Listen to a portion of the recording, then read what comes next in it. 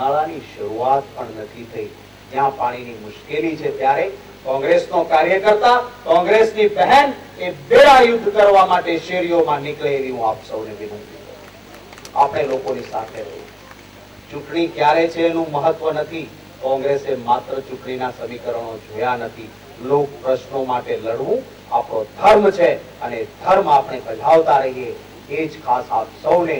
લોકો તરસે મરે છે એનું મૂળ કારણ અનાવડતવાળી અણઘડ સરકાર, જેને આયોજનનો અભાવ, પૂરા નાણાં હોવા છતાં પણ વાપરી ન શકાય, 50% કરતા ઓછા બજેટેડ નાણાં જે વખતે ફાળવેલા એનો 50% જ ઉપયોગ કર્યો છે.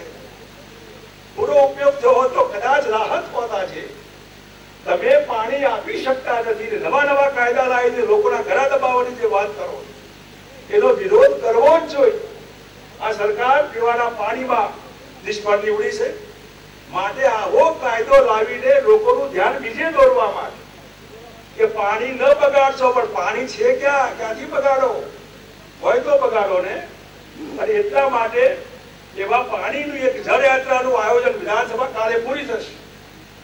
5મી તારીખે પ્રદેશ પ્રમુખશ્રીને બધા બેસીને 10મી તારીખે જે જબરજસ્ત અસર છે જેની દ્વારકા, જામનગર, પોરબંદર, આખો સૌરાષ્ટ્રનો વિસ્તાર, એમાં 10મી તારીખથી જળયાત્રાનું આયોજન સૌરાષ્ટ્રમાં દ્વારકા મુકામેથી શરૂ થશે.